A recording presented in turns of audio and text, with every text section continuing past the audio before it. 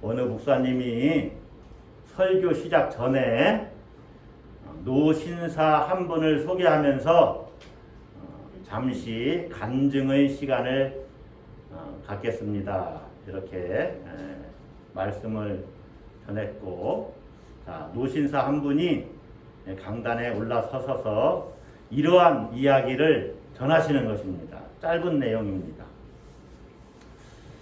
어떤 사람에게 아들이 있었습니다. 그 아들과 아들 친구가 어느 날 바닷가에 놀러 갔는데 그만 바닷물에 빠지고 말았습니다. 그래서 생명이 위태롭게 되었습니다. 하지만 그 아버지에게는 단 한 사람을 이렇게 구할 수 있는 구명조끼밖에 없었습니다. 그 절박한 상황 속에서 순간적으로 누구를 살려야 하나, 여러 가지 생각이 복잡하게 그 아버지에게 스쳐 지나갔습니다. 그 아버지 마음에는 순간적으로 많은 생각이 오고 갔는데, 하나밖에 없는 아들을 구하자니 아들 친구가 죽겠고, 아들 친구를 구하자니 아들이 죽겠고. 자, 그때 아버지 마음에 순간적으로 스치는 생각이 있었습니다. 자기 아들은 예수님을 믿고 구원받았으니 죽어서도 천국에 갈 것이고 후에 다시 만날 수 있을 터인데, 아들 친구는 예수님을 믿지 않으니 심판받고 지옥에 갈 것이라는 그러한 생각이 스친 것입니다.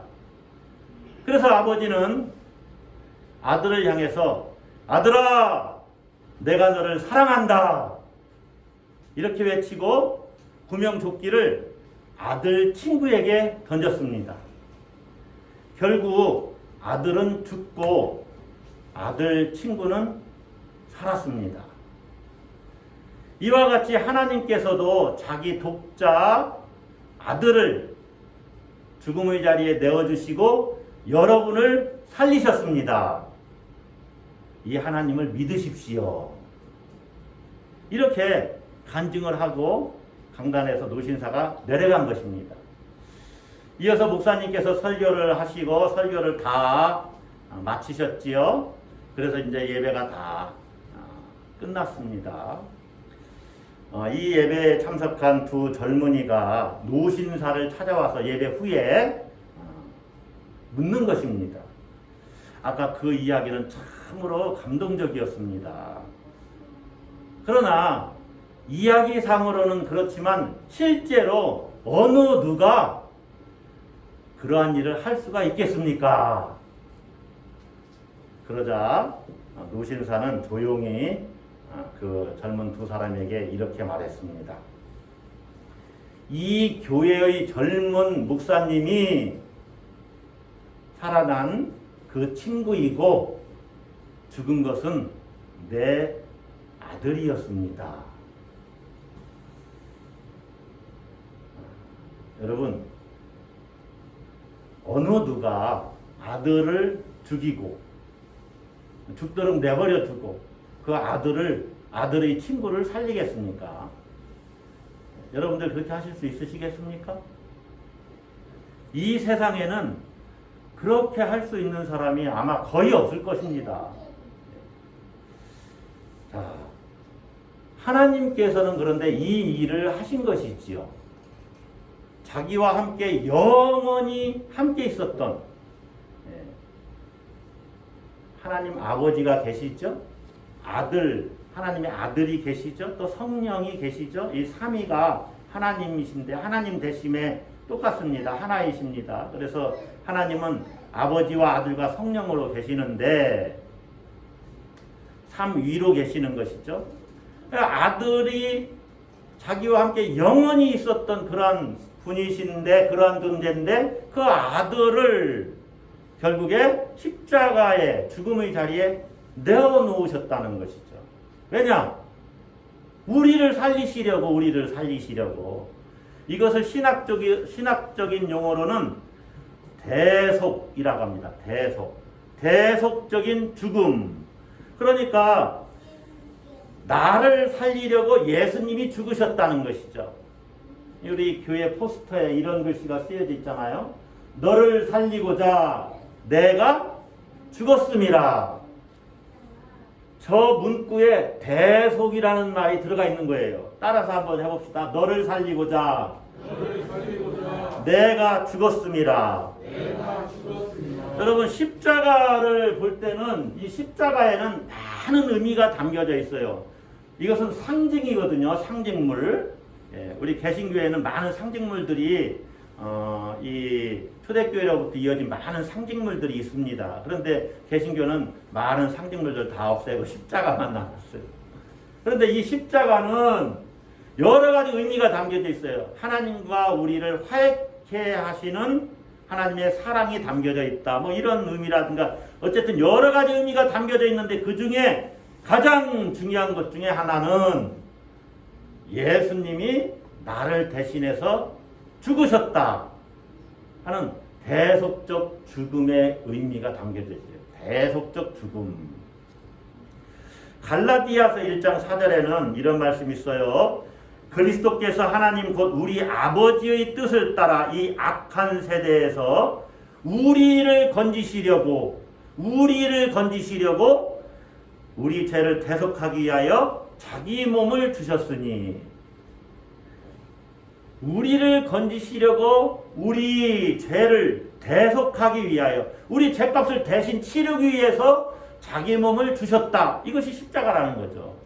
예수님도 마태복음 20장 28절에서 이렇게 말씀하시지요.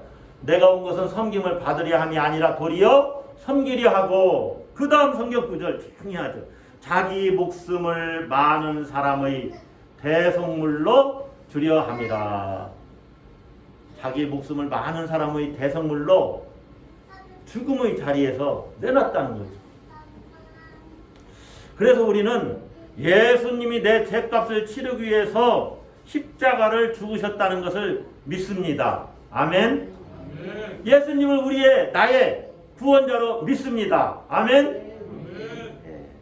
자, 그러면 여러분 한번 제가 질문을 드릴 테니까 대답을 해보세요.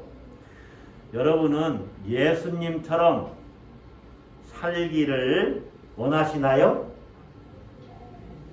자, 다시 한번, 여러분은 예수님처럼 살고 싶으신가요? 이 대답 잘 하셔야 됩니다. 자, 어떤 분은 아멘을 쉽게 하실 수 있는 분도 있고 어떤 분은 아멘 하기가 어려운 분도 있어요. 사실 그렇습니다. 왜 그러냐? 예수님은 제자들을 향해서 나를 따르라 이렇게 말씀하셨죠. 제자는 예수님을 따르는 사람입니다. 자, 그러면 예수님을 따라간다는 것은 뭘까요? 또 때로 우리가 예수님 닮기 원하네. 기독교 최고의 정수는 예수님 닮음입니다. 예수님 닮음. 자, 예수님처럼 산다는 의미가 뭐냐? 자, 예수님은요, 하나님을 더 가깝게 느끼면서 사셨죠? 그리고 그분은 원수를 사랑하라고 이렇게 말씀할 만큼 사랑이 충만한 분이셨어요. 그리고 때로 기적도 행하셨습니다. 그래서 우리가 정말로 예수님처럼 살 수만 있다면 좋겠다 이렇게 여기는 것 아닙니까? 그런데 곰곰이 한번 생각을 해보세요. 예수님의 인생을 곰곰이 한번 이렇게 생각을 해보세요. 예수님처럼 살고 싶습니까? 예수님은 아주 고독하게 사셨어요. 그리고 이 땅에서 많은 고난을 어렸을 때부터 다 겪으신 분입니다. 우리와 똑같이 일하시면서 사셨죠. 또 아버지 일찍 돌아가셔서 자기가 가장으로서 많은 동생들을 부양해야 되는 가장의 역할을 해야 했습니다. 그리고 결혼도 하지 않으셨지요? 그런데 30대 초반에 고난당하시고 죽으셨어요.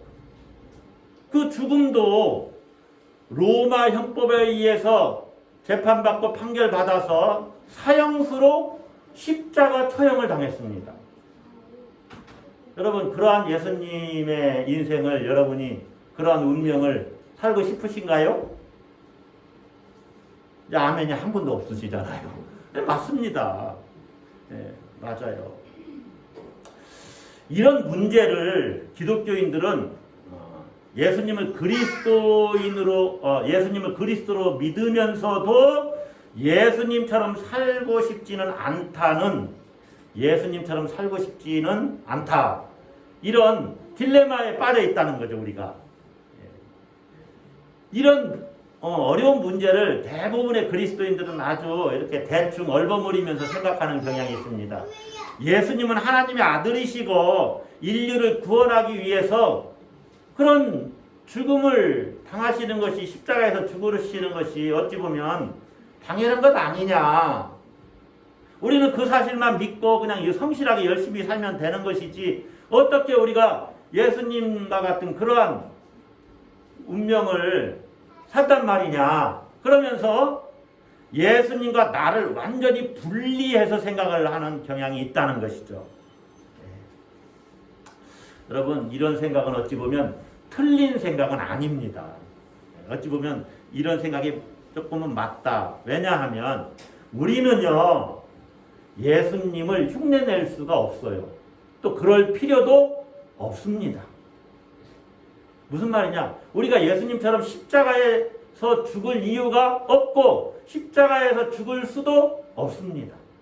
자, 이 유월절을 맞아서 이제 예루살렘을 방문한 많은 사람들이 있죠. 절기를 맞았으니까 성지를 순례하는 것이죠.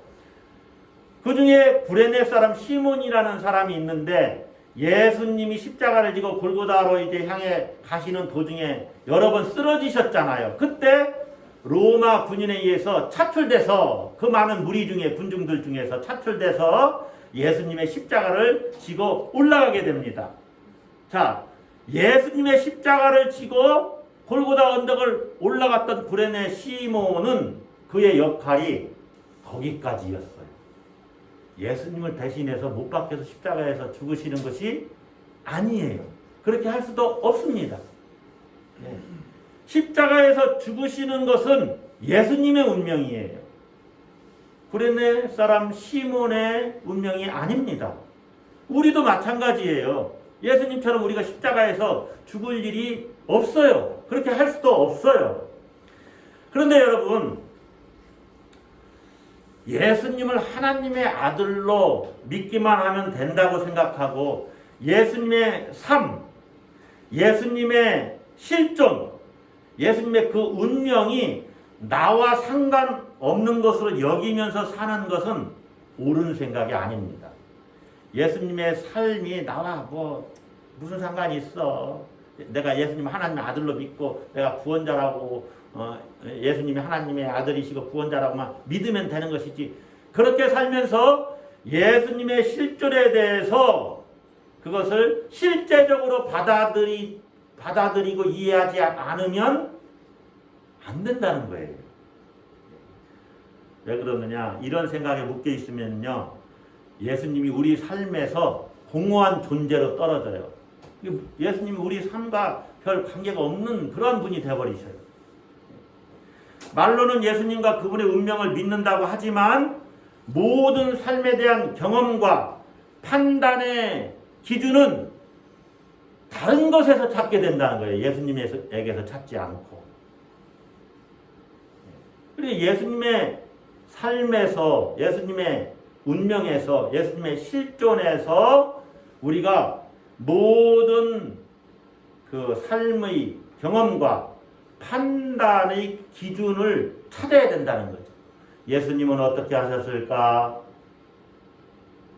이런 경우 예수님은 어떻게 생각하고 어떻게 판단하고 어떻게 행동하셨을까?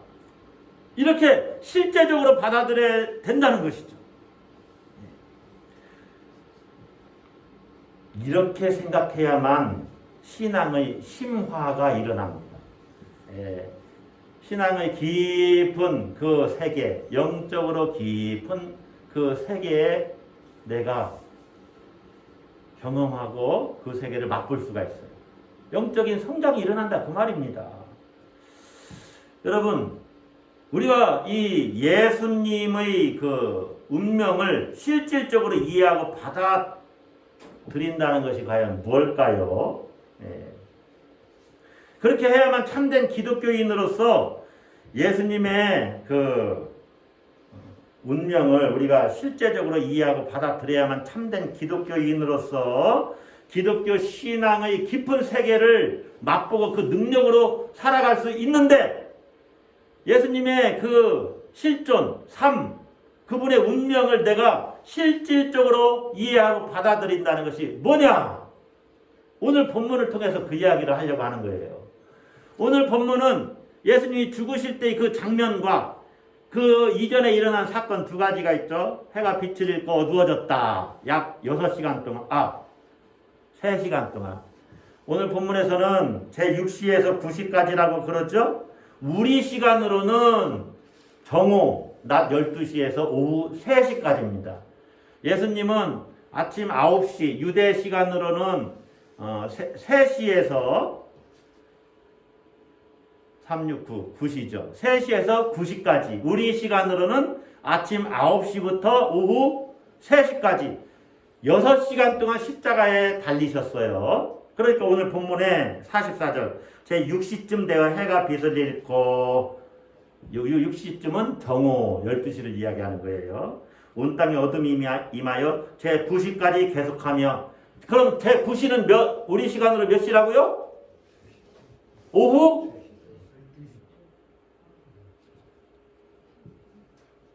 제가 설교를 잘 하고 있는 겁니까? 자, 유대 시간으로는 우리나라 아침 6시가 0시요. 우리나라 아침 9시가 3시요. 우리나라 정오 시간이 6시요. 그러니까 6시에 해가 빛을 잃어서 9시까지 어두웠어요. 그러면 이 9시는 우리나라 시간으로 몇 시예요? 오후 3시. 딴 3시라고 안 하시는 분 누구 계세요? 네. 그렇게 6시간 동안 예수님이 십자가에 달리셨던 거예요. 그리고 죽으셨는데, 이 십자가에 달려서 죽으시기 전에 두 가지 사건, 그렇게 해가 빛을 잃고 어두워진 사건과 이제 예수님이 죽으시는 그 사건 속에서 사건이 일어날 때 성소의 휘장이 가운데가 쫙 이렇게 찢어졌다 하는 두 가지 사건이 나오고, 예수님이 죽으실 때 외치신 그 한마디 말씀과 그 다음에 죽으신 후에 일어났던 사건, 백부장이 하나님께 영광 돌리며 이 사람은 정말 의인이었구나 이렇게 고백하고, 많은 사람들이 예수님이 죽으시는 그 장면을 목도하고 탄식했다. 예수님이 아는 사람들이 그리고 그것을 지켜봤다. 여자들도 지켜봤다. 이런 내용이 나와요. 자, 오늘 우리가 창념해서 말씀을 같이 이해해 보려고 하는 구절은 어떤 구절이냐? 예수님이 죽으시는 그 순간에 외치신 그 말씀이에요. 특별히 누가복음 본문에서는 그 말씀이 마지막 말씀으로 나왔는데 바로 46절 말씀이에요. 다 같이 한번 읽어봅시다. 예수께서 큰 소리로 불러 이르시되 아버지여 내 영혼을 아버지 손에 부탁하나이다 하고 이 말씀을 하신 후 숨지시니라. 자, 여러분, 십자가 위에서 예수님이 7마디를 하셨다. 그래서 가상 7언이라고 그래요. 정말 7마디 하셨는지 더 하셨는지는 우리가 모르지만은 성경에 기록된 말씀이 7마디예요. 그런데 각 복음서마다 기록한 내용들이 조금씩 달라요. 그런데 누가복음에는 아버지 내 영혼을 아버지 손에 부탁하나이다 이 말씀이 기록되어 있어요. 이 말씀 속에서 우리가 예수님이 죽으시는 그 모습 속에서 우리가 어떻게 실제적으로 예수님의 운명을 이해하고 받아들일 것인가를 한번 생각해 보려고 하는 거예요. 다시 말하면 이 말씀 속에서 죽으시는 예수님 모습에서 어떻게 내가 예수님처럼 살아갈 수 있을까를 생각해 보고자 하는 거예요. 예수님 죽음에서 예수님처럼 살기를 배우자 그 말이에요. 따라서 한번 합시다. 예수님처럼 살기. 죽음에서 살기를 배우자 그 말이에요. 여러분, 예수님이 아버지 이렇게 부르시죠? 내 영혼을 아버지 손에 부탁하나이다. 자, 아버지라는 호칭은 그런 호칭을 부르는 사람과 그 아버지가 되는 대상, 이 그분과 부자지간이라는 것을 이야기하는 겁니다. 자, 그러면 예수님이 하나님을 아버지라고 부르니까 자신은 하나님의 아들이요 메시아라는 것을 이렇게 나타내 보이시는 것이죠. 이 본문에는 그런 의미가 담겨져 있습니다. 예수님 누구신가? 예수님의 정체성에 대한 이야기를 하고 있는 거예요. 백부장의 고백도 그 사람은 죄가 없는 사람이다. 이 사람은 예수님은 그는 의인이었다. 죄가 없으시고 죽으신 분 그렇게 드러내는 겁니다. 그런데 예수님이 아버지라고 부른 데는 하나님의 아들이고 자신이 메시아라는 것을 자랑하기 위해서 부른 것이 아닙니다. 여기에는 놀라운 두 가지 사실이 내포되어 있어요. 그것은 첫째, 예수님에게 하나님은 친밀한 관계에 있으신 분이다 하는 것입니다. 따라서 한번 합시다. 친밀한 관계. 친밀한 관계. 하나님은 예수님에게 아주 가까이 계신 분입니다. 아주 친밀한 관계예요. 그러니까 예수님이 죽으시는 그 순간에 큰 소리로 아버지 하고 불렀던 거예요. 하나님이 저 우주 멀리 어디에 계신 분으로 예수님은 그렇게 느끼며 살지 않았다는 겁니다.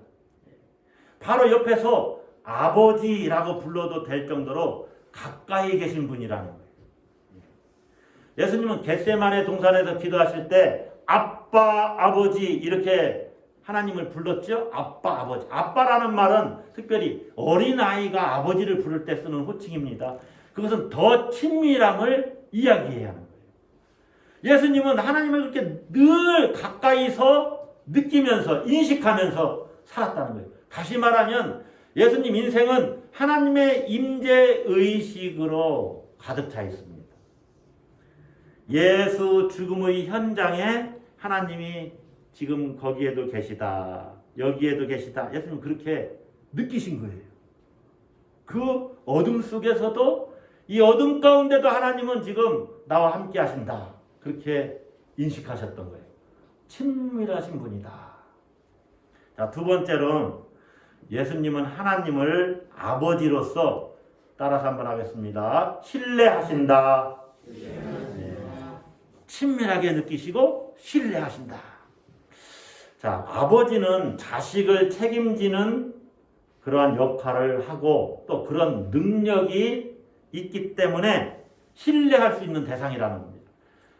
자식의 인생을 책임져 줄 수 있는 존재. 부모님이 그런 역할을 하는 거잖아요. 자수상, 이제 성장해서 독립하기 전까지. 그래서 자식들은 부모를 신뢰하는 거죠. 신뢰. 하나님을 아버지라고 불렀으니까 여성신학자들이 하나님은 어떻게 남자인 아버지라고 이렇게 남성인 아버지라고만 이렇게 불러서 되겠냐. 여성인 어머니라고도 불러야 되지 않냐. 네, 거기에 대해서 여러분 예전에 제가 말씀드렸는데 하나님을 아버지라고 부른 것은 하나님이 남성이라서 그런 것이 아닙니다. 하나님은 성이 없으세요. 아예. 중성도 아니고 성 자체가 없으신 분이에요. 하나님은 영이시라. 그래서 하나님을 아버지, 어머니라고 부르는 그 순간 하나님이 남성인가 아니면 여성인가? 그러면 혼성인가?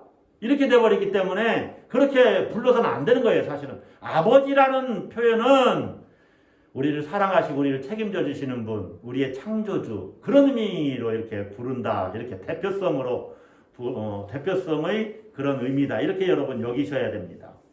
자, 우리가 신뢰할 수 있는 분이기 때문에 예수님은 아버지에게 내 영혼을 부탁합니다. 이렇게 맡길 수가 있었던 거예요. 자기 영혼을. 그래서 예수님의 삶 속에서 예수님의 실존과 그 운명 속에서 실질적으로 우리가 예수님을 이해하고 또 받아들인다는 그런 의미는 실질적으로 이해하고 받아들인다는 의미는 이제 세 번째로는 영혼을 맡기시는 겁니다. 영혼을 맡기시는 것. 이것은 어떤 의미냐? 예수님이 자기 전 존재를 아버지께 부탁한다 그 말이죠. 이것은 운명 자체를 맡기는 거예요. 운명을 맡기시다.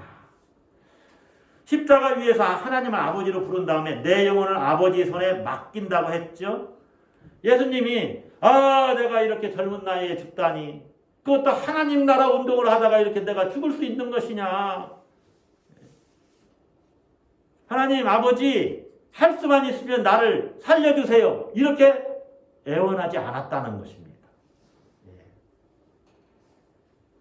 자기의 현재와 미래를 아버지께 맡겼다는 거예요. 맡겼다. 그것이 내 영혼을 부탁하나이다. 아버지 손에 부탁하나이다. 이렇게 고백한 거예요. 여러분, 예수님이 말씀하신 영혼이 뭘까요? 예수님이 말씀하신 영혼. 헬라어로 영혼은 푸뉴마입니다. 푸뉴마. 이 말은 스피릿, 영이라는 말과 또 인너 라이프, 그러니까 내적 생명을 말하는 거예요. 물론 다른 그 뜻으로도 이렇게 번역을 할 수 있습니다. 뭐 바람 이렇게도 번역하고 그러죠. 이 푸뉴마라는 말은 그러니까 영, 내적 생명 이렇게 우리가 그 의미를 생각할 수 있는데, 우리의 생명 저 깊은 곳에서 사람을 사람 되게 하는 그 생명의 능력, 그 생명되는 그 실체, 나 존재의 실체, 그것을 이야기하는 거예요. 그러니까 우리는 외적으로는 이런 사람의 모양, 이렇게 외모가 있잖아요.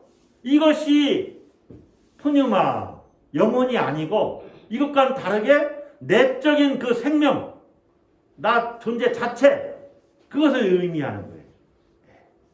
예수님이 내 영혼을 아버지 손에 맡긴다 라고 이렇게 말씀하실 수 있는 이유는 생명을 영혼의 차원에서 받아들였다는 거예요. 생명을.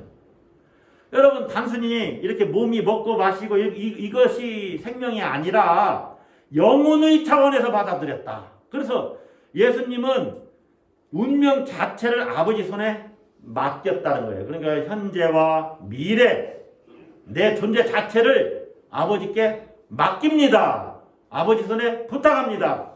이 말은 무슨 말이냐? 맡긴다는 것은 예수님에게 주어진 하나님이 그 뜻하신 그 운명이 있잖아요. 예수님이 가야만 하는 그 길을 받아들였다는 것입니다. 따라서 한번 하겠습니다. 받아들임.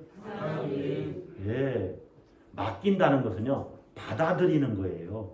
수용하는 거예요. 여러분, 여기 있는 우리 모두는 다 삶이 각자 다릅니다. 한 집에서 같은 밥솥에서 나오는 밥을 먹어도 남편과 아내가 같은 지붕 아래 살아도 각자 고유한 삶을 사는 거예요. 똑같이 삽니까? 아니죠. 아내의 역할이 있고 남편의 역할이 있고 또 자녀들의 역할이 다 달라요. 자녀들도 첫째와 둘째가 다르고 남녀가 다르고 다 다른 삶을 살지요. 그 삶을 받아들이는 것, 이게 맡기는 거예요. 이게 맡기는 것. 왜 나는 이렇게 내가 첫째로 태어났으면 아무리 원망을 해도 첫째로 태어날 수 없어요. 둘째로 태어났으면 둘째의 삶을 받아들이는 거예요. 수용하는 거예요. 수용. 그러니까 영성의 깊은 차원 속에는, 영성이 성숙하다 그 말은 수용력이 커졌다 그 말이에요. 수용력. 주님은 지금 십자가에서 죽음도 아버지께서 허락하신 것이니 나는 받아들입니다. 받아들입니다. 이것은요, 숙명주의와는 달라요. 숙명주의는 뭐냐? 타고난 운명이 있는데 그것을 바꿀 수 없다고 여기는 거예요. 이게 숙명주의. 운명을 바꿀 수 없다고 여기는 것, 이게 숙명주의예요. 우리 기독교인은 그런 삶을 사는 게 아닙니다. 내게 주어진 운명, 하나님이 내게 맡기신 사명, 그 길을 내가 자발적으로 받아들이고 그 길을 가는 거예요. 내가 가는 거예요. 예. 예수님은 하나님이 원하시는 길이 원하시는 뜻이 내가 십자가를 지는 것이라면 제가 그걸 수용하겠습니다. 받아들이겠습니다. 자발적으로 수용하고 그 길을 가셨다는 것이죠. 그리고 이제 아버지 손에 내 영혼을 맡깁니다. 부탁합니다. 이렇게 말씀하시고 예수님이 숨을 거두셨죠. 초능력을 발휘해서 죽지 않고 하늘로 올라간 것이 아니라 실제로 죽으셨습니다. 숨을 뭐라 그랬어요? 숨지시니라. 실제로 죽으셨다. 예수님이 죽으심으로 우리가 살 길이 열린 겁니다. 성소휘장이 찢어졌다는 것은 대제사장이 1년에 한 번 백성들의 죄를 가지고 지성소에 들어가서 속죄하던 그 일을 이제 했는데 그 들어가지 못했던 그 길이 활짝 열렸다는 걸 의미해요. 그래서 우리가 하나님 아버지께 곧바로 나아갈 수 있습니다. 그래서 예수님 죽음으로 살 길이 열렸어요. 예수님 죽음에 사는 길이 있습니다. 할렐루야. 자, 이제 결론적으로 말씀 한번 정리해 볼게요. 예수님 십자가 죽음에서 우리가 어떻게 살아야 하는지를 배웁니다. 죽음에서 사는 길을 배워요. 예수님 죽음은 우리가 어떻게 살아야 하는지를 가르쳐주고 있어요. 예수님을 따르는 것은 예수님처럼 살고 싶다라고 말하는 것은 예수님처럼 십자가에서 죽으라는 것이 아닙니다. 십자가에서 죽으신 예수님처럼 살으라는 거예요.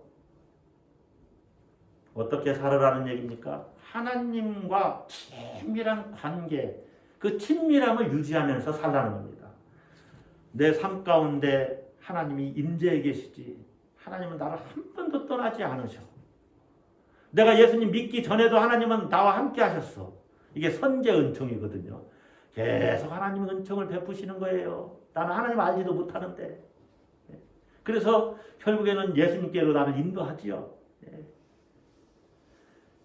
지금도 하나님은 내 삶 가운데 임재하셔.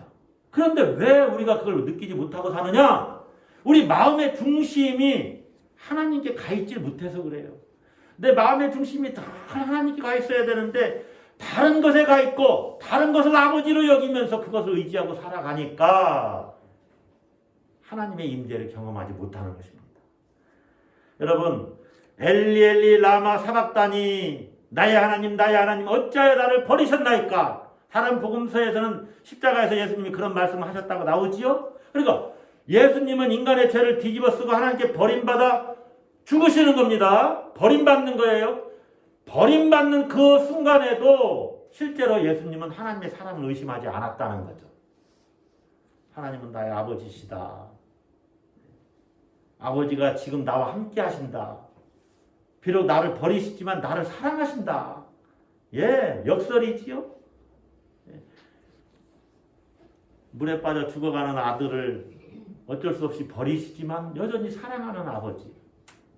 그와 같은 하나님 아버지의 마음이라는 거죠. 그래서 그 아버지를 신뢰하면서 여전히 나를 사랑하신다. 그래도 나를 사랑하신다. 그러면서 아버지, 내 영혼을 아버지 손에 부탁하나이다. 고백할 수 있었던 거예요. 여러분, 하나님을 신뢰하면서 사십시오. 여러분의 현재와 미래를 하나님께 온전히 맡기십시오. 맡겨드리세요. 우리 인간 영혼은 오직 하나님만이 주관하실 수가 있어요. 어느 누구도 우리 영혼을 건들 수가 없습니다. 그래서 너희 영혼을 죽이지 못하는 그들을 두려워하지 말라고 말씀하시는 거예요. 우리가 우리 운명을 하나님께 맡겨드린다는 것은 하나님이 원하시는 삶을 살고 그 원하시는 삶을 사는 것을 내가 받아들인다는 의미예요. 받아들이는 것입니다. 그래서 구레네 사람 시몬은 예수님의 십자가를 자기가 지고 올라가는 것, 그것을 자기 십자가로 여기면서 사는 거죠. 예수님의 십자가를 졌는데 예수님 십자가를 지는 것이 내게 주신 하나님의 뜻이구나 라고 받아들이고 사는 거예요. 또 이 백부장은 하나님께 영광을 돌리면서 이 사람은 정령 의인이었도다. 예수님의 죽음을 보고 그렇게 고백하죠. 백부장은 백부장의 삶을 사는데 예수 믿으면서 자기의 삶을 사는 거죠. 또 예수님의 죽음을 지켜본 많은 무리들도 있습니다. 예수를 아는 자들도 있고 갈릴리로부터 따라온 여자들도 다 멀리 서서 이를 보았다고 그랬어요. 그들은 그들 나름대로의 삶을 삽니다. 각자 고유하게. 그러나 중요한 것은 하나님을 친밀하게 느끼면서 임재의식을 가지고 하나님을 신뢰하면서 사는 거예요. 하나님을 신뢰하면서. 예. 여러분, 이러한 삶은요, 때로 고난도 있고 자기 부정을 해야 되는 삶이기도 합니다. 그런데 시몬처럼 남의 짐을 대신 짊어지고 살아야 되기도 해요. 예. 소년 가장들의 삶을 한번 생각해 보세요. 부모님이 져야 되는 짐까지 부모님이 계시지 않아서 그들이 가장이 되어서 살아가야 됩니다. 얼마나 고단한 삶입니까? 그러나 자기에게 주어진 삶이기 때문에 그것을 받아들일 수 있어야 돼요. 이것이 영성이에요. 기독교인의 삶은 그런 거예요. 나에게 주어진 삶을 나는 걸어간다. 예수님은 때로 모욕도 당하시지요. 십자가에 달린 다음에 사형 집행인들과 군인들로부터 십자가에서 내려와 보시오 라고 비아냥거림을 받았습니다. 그것도 감내하는 거예요. 그것도 받아들이는 거예요. 그리고 예수님은 십자가를 묵묵하게 지셨고 거기에서 죽으신 것이죠. 맡기는 것, 받아들임, 수용하는 것, 이것이 예수님의 운명, 예수님의 죽음을 내가 실질적으로 이해하고 받아들이는 것. 여러분, 하나님을 온전히 신뢰하며 하나님과 친밀함을 누리시기를 바랍니다. 그리고 하나님께 여러분 인생 전부를 맡기세요. 현재와 미래를 맡겨드리세요. 아버지, 내 영혼을 아버지 손에 부탁하나이다. 이렇게 내 존재를 다 아버지께 맡기면 어떤 영광이 내게 다가옵니까? 내 삶 속에서 부활의 영광을 맛보게 되는 것입니다. 할렐루야. 여러분이 온전히 하나님과 친밀함 누리고 하나님을 신뢰하고 맡겨드림으로 정말 여러분 삶 속에서 부활의 영광을 늘 누리시기를 주의 이름으로 축복합니다. 기도하십시다.